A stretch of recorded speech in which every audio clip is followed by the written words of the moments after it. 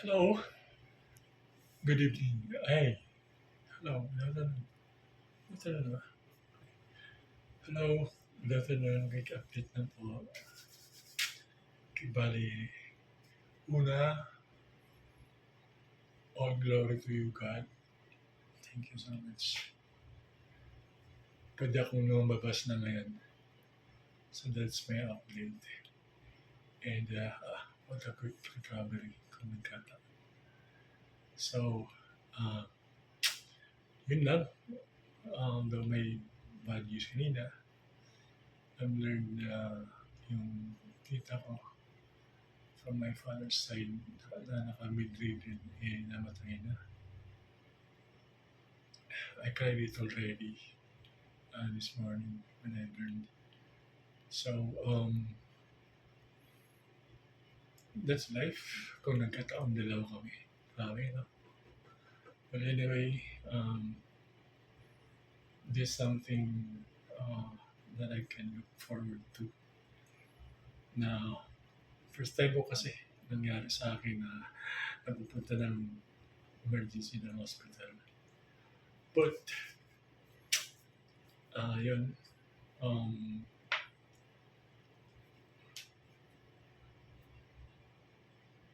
um, eto ngayon yung aking challenge because I don't want actually na magkaroon ng maintenance.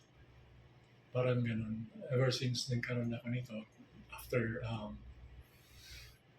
quarantine, na-diagnose ako nang nag-a-apply na ako ulit um, with Oracle na company to agency. Doon ko nalaman na may ano na pala ako, diabetic. So, dahil sa quarantine na yun, kalahin mo maski mag-walking ka, gusto nila mag-mask. Well, COVID thing, you know. And I am a non-vaccinated. Kumaga, lumaban ako. So, pumupunta ako ng palengke dati. Sometimes talagang tinatanggal ko yung mask ko at least half lang para makabreathe ako.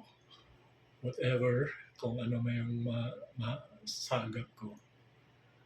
Yun nga, minsan umuwi ka, sinisipon ka na, then I go, parang bang tao din na kumukulo, lagyan ng asin.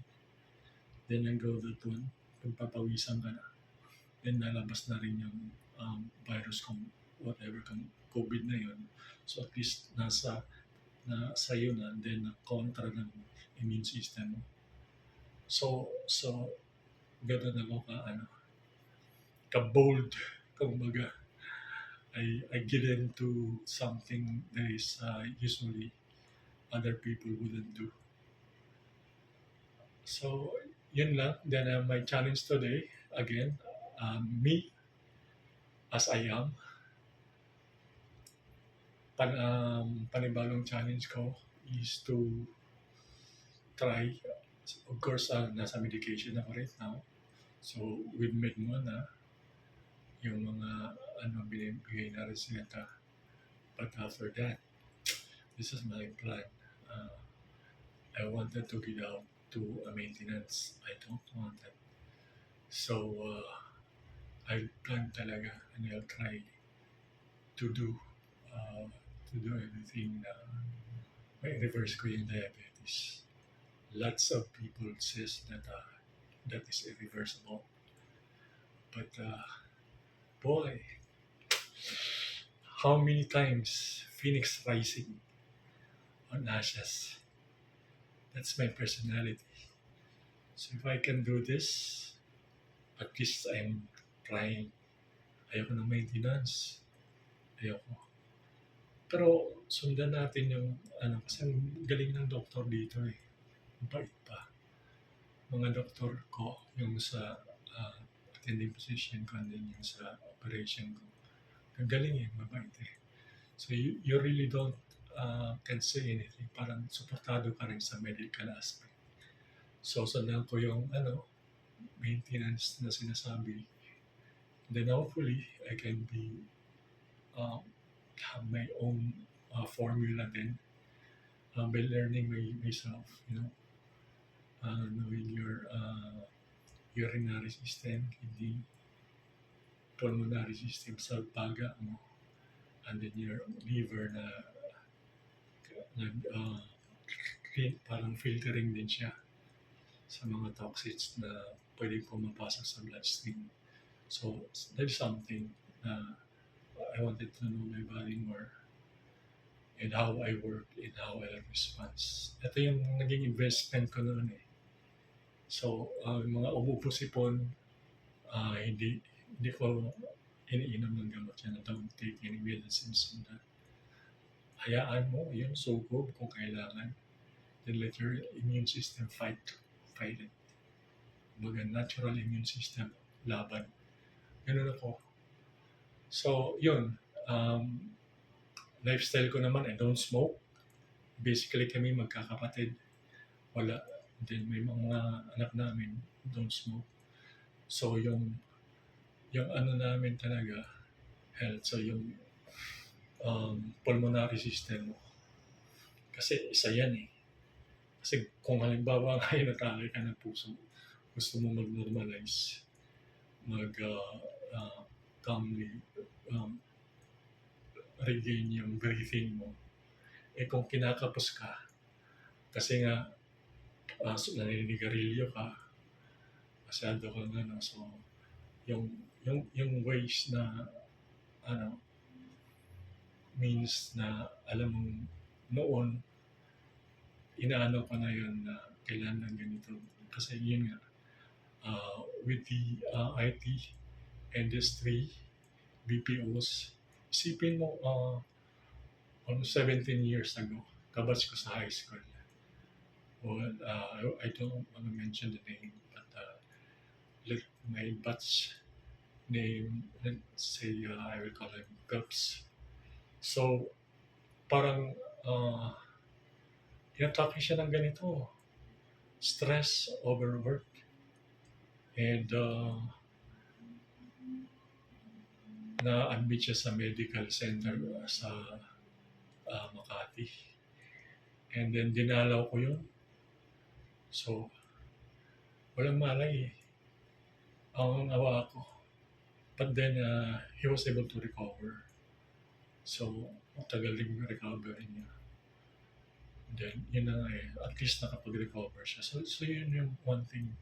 Ito yung risk sana na malaman ng gobyerno na the BPOs,